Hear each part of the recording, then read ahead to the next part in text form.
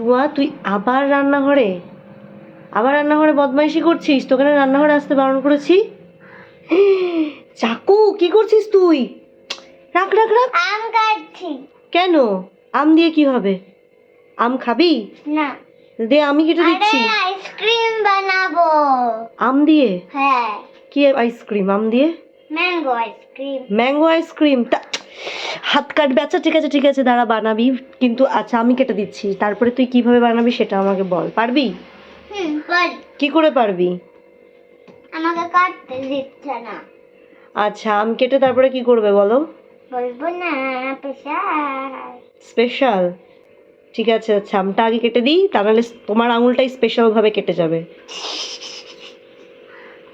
অগত্যা আর কি করা, টুয়ার বায়নাতে উইদাউট এনি এক্সপিরিয়েন্স আইসক্রিম বানাতে শুরু করলাম। জানি না কেমন হবে। প্রথমেই আমগুলোকে, দুটো বড় সাইজের আম নিয়েছি, এরকম ছোট ছোট সাইজ করে কেটে নিয়েছি। আর একটু টেস্টটা বাড়ানোর জন্য এখানে ভাবলাম একটু তার সাথে দুধ দেব। তো কাঁচা দুধ দেব না, দুধটাকে ভালো করে ফুটিয়ে নেব। আর দুটো বড় সাইজের আমের জন্য আমি এখানে ওই প্রায় 2 কাপ মতন, 2 কাপের থেকে সামান্য কম দুধ নিয়ে নিয়েছি। তো দুধটাকে খুব ভালো করে ফুটিয়ে মোটামুটি অর্ধেক পরিমাণ করে ফেলবো।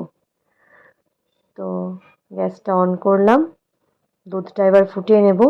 আর আমগুলো মোটামুটি মিষ্টিই ছিল, কিন্তু আইসক্রিম তো একটু মিষ্টি আরও বেশি খেতে ভালো লাগে।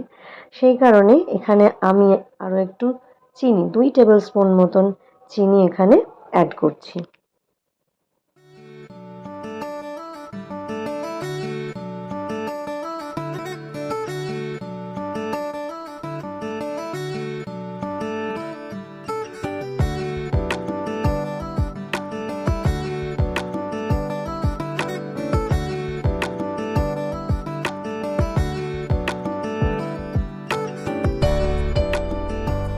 তো দুধটা ভালো মতন ফুটে গেছে, প্রায় হয়ে এসেছে।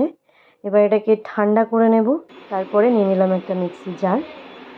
আর এই যে দুধটা ফুটিয়ে আমি ঠান্ডা করে নিয়েছি, এবার এই আমগুলোকে দুধের সাথে দিয়ে একটা স্মুথ পেস্ট তৈরি করে নেব।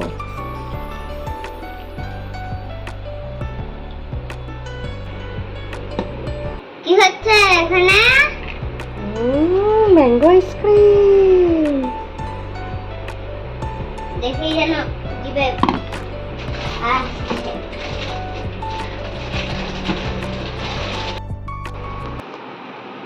আস্তে, বেশ বেশ বেশ, আস্তে আস্তে। টুয়ার যেহেতু ইচ্ছা ছিল ও নিজেই আইসক্রিমটা বানাবে, তাই এখন চলে এসেছে আইসক্রিম মোল্ডগুলো ফিল করার জন্য। তো দেখতেই পাচ্ছ একটু একটু বাইরে পড়ে যাচ্ছে, সেই কারণে আমিই ঢেলে দিলাম।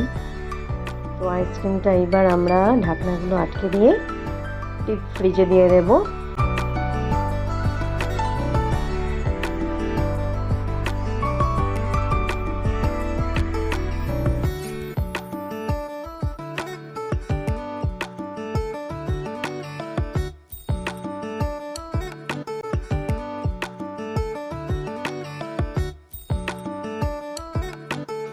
আগের দিন সন্ধ্যে 6টা নাগাদ দিয়েছি, আর এখন বাজে মোটামুটি 11টা, সাড়ে 11টা। এই যে দেখো আইসক্রিম কিন্তু একদম জমে রেডি। চলো এবার আইসক্রিম বার করার পালা।